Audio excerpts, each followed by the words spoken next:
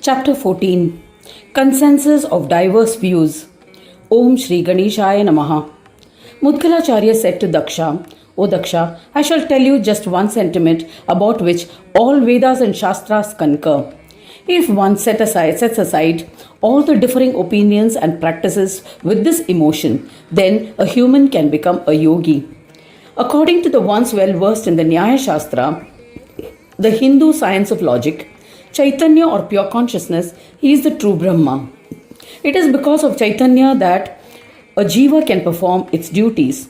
The existence of all jivas is because of Chaitanya. Hence, it is called Brahma. When Chaitanya abandons the body of the person, the body gets destroyed. Chaitanya is manifested from the Sanyoga of the 5 types of Chitta and the Atma. The word Brahma can also be interpreted in this manner.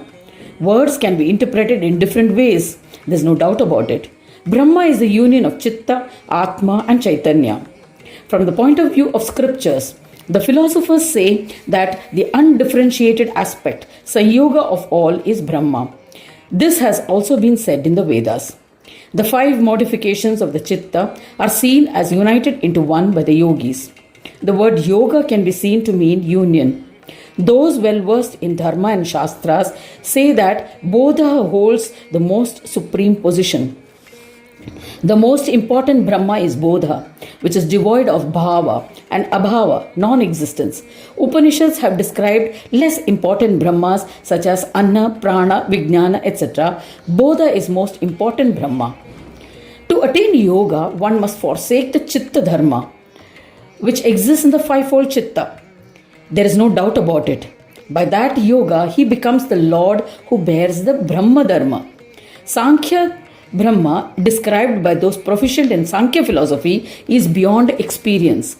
It is devoid of vibodha, beyond perceptions, and devoid of place, devoid of Maya. Hence, there is no Brahma more supreme to it. Due to the knowledge of the divine, one forsakes and becomes bereft of the 5-fold Chitta tendencies. Vrittis. Analyzing the words used, one can conclude that the philosophy in the Sankhya Shastra is the same as the Yoga Shastras. The philosophers of the Mimamsa Shastras, a branch of Hindu philosophy, say that Swasamvedya Brahma, self-realized, is the absolute causal principle. No other causal principle is hidden within that Brahma. With the assistance of Mimamsa Shastras, yogis who forsake the 5-fold Chitta tendencies in the Asamprajnata Samadhi state become one with Brahma. Therefore, the philosophy in the Mimamsa Shastras is also the same as Yoga Shastras. Mimamsa or Uttara Mimamsa refers to the Vedantas. O Daksha, in this way different Shastras have described Brahma differently. They are all the same descriptions of Brahma mentioned in Yoga Shastras. Shakta Sampradaya mentions Shakti as Brahma, but this is not the absolute truth. In this philosophy, Shakti is united with the Shaktiman. Shakti alone gets deeds done. She needs the support of someone else. This has also been mentioned in the Yoga Shastras. Here, Shakti is Prakriti, who when united with Purusha can perform deeds. Therefore, the Shakta philosophy is also the same as Yoga Shastras. When Shakti enters the Niruddha Chitta, that is Panchama, the 5th and final stage of Chitta is Niruddha. She becomes the form of Brahma, and at that time she is referred to as Devi. The worshippers of Surya say that Surya is the most supreme Brahma. According to them, he supports all beings. Hence, by this aspect, it is proved that he is the most supreme Brahma. But Surya induces life by residing in the various objects. Therefore, Surya is also endowed with yoga. There's no doubt about it. Here, yoga means bringing about union of himself with the Deha. Hence, he is said to be Yogamaya. The worshippers of Vishnu believe that Vishnu is the supreme Brahma. This is because he is the creator of bliss. By yoga sadhana, the Niruddha Chitta becomes filled with Brahma when it sacrifices all infatuations. That yoga means Ananda. Hence, the philosophy of Vaishnava is the same as that of the Yoga Shastras. There is no doubt about it. The devotees of Shiva, the Shaivites, believe that being devoid of all infatuation, Shiva is the absolute Brahma. Vedas also mention that there is no one greater than the infatuation-free Shiva. O Daksha, the three Brahmas that are comprehended in the Niruddha Chitta state are Paradhina. Paradhina means dependent on others. They are dependent on Neti, the Turiya Brahma. The Shaiva Brahma, who exists in all three of them, is recognized by Yoga Sadhana. Brahmas in the yoga form. Hence, they can perform their deeds. In this manner, worshippers consider their deity as the supreme Brahma. When one looks at the hidden meaning in the words, it is true. They are all forms of Ganadhisha. Shakti is Ganesha, Surya is Ganesha, Vishnu is Ganesha, and Shiva is Ganesha. Hence, what the worshippers believe is true. There are many words which have multiple meanings. Hence, a word may reveal any meaning. According to a yogi, all the words mean yoga. O Daksha, words like Anna, Prana, etc. are also expressions of Brahma. As these words mean Brahma, they too assist in attaining yoga. Brahma has assumed the forms of Anna, etc. with Maya. Now, I shall tell you about the opinions expressed by various panthas, sects, which take proof from the teachings of Vedantas and scriptures that are a part of it. Bhakti Marga, Shaiva Marga, Vaishnavas, Ganapatyas, Bhagavat, Yoga Shastras, etc. are some sects which are followers of philosophy of Vedanta. Vedanta or Uttara Mimamsa is one of the 6 orthodox Astika schools of Hindu philosophy. Vedanta literally means end of the Vedas, reflecting ideas that emerged from philosophies contained in the Upanishads. The Atma, when endowed with Maya in the Jiva, approaches and conducts itself in a way that is different than when it has become devoid of Maya through yoga and has become a form of Brahma. He sees Brahma everywhere. Amongst all other Brahmas, it is a principal one. There is no doubt about it. It is called Prajnanam Brahma. In the Rigveda, consciousness is Brahma. Prajnana symbolizes yoga.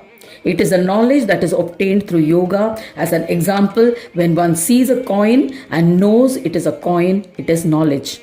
When one recognizes it as a silver coin, it is prajnana. Yoga is to comprehend that the fivefold chitta wanders in the entire visible world. The Lord realizes that it is an illusion of the fivefold chitta. The Brahma that is referred to in the Mahavakya of the Yajurveda, Aham Brahmasmi, is a principal Brahma who is always free of all defects or dosha. When he becomes one with the Deha, the defects or doshas such as Sagunatva, mortality, masculinity, feminism, etc. are attributed to him.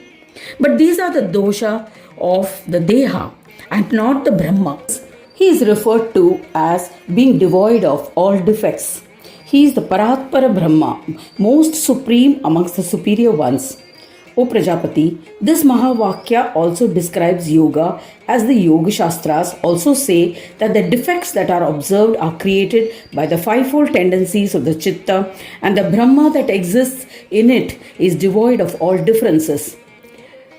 The Mahavakya of the Samaveda, Tattvamasi, has described the union of Brahma endowed with Moha and Maya with the Brahma devoid of Moha and Maya, and thus described the Supreme Brahma as the truth. In the statement, the Brahma endowed with Moha and Maya is Swananda. Brahma devoid of Maya is Ayoga Brahma, which is Nirguna and Nirakara. Their union is the union described in the Yoga Shastras. The Mahavakya from the Atharva Veda, Ayam Atma Brahma, proclaims that this soul, Atma, is Brahma. It means that Brahma exists in Brahma.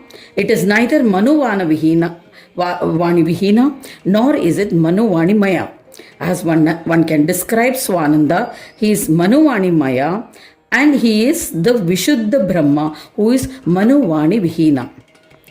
The Manovani Maya Brahma can be visualized in Saprajnat Samadhi. Both the mind and the sense organs are in a state of awareness in the state of Samadhi. Hence, he can be experienced by the mind and expressed by speech. Manovani Maya. In Asamprajnata state, both the mind and speech faculties have become destroyed. The Mahavakya has described the inexpressible yoga where both the faculties have been lost. O respected Daksha, as elucidated earlier, all the Mahavakyas describe yoga. You can comprehend them by yoga sadhana. Even rishis that say karma is Brahma, meaning yoga when they refer to karma, as described, all the Shastras are of one opinion. Yoga is the only means to attain Brahma. I have explained the meaning of the different words used to convey the same meaning. With this knowledge, a human will be free of infatuations. This will enlighten him about the path of attaining Brahma. Thus ends the 14th chapter titled Consensus of Diverse Views. In the 9th Khand of the Purana Upanishad, Srimad Mudgal Puran, describing the legends of yoga. Dedicated to Sri Gajanana. End of chapter 14.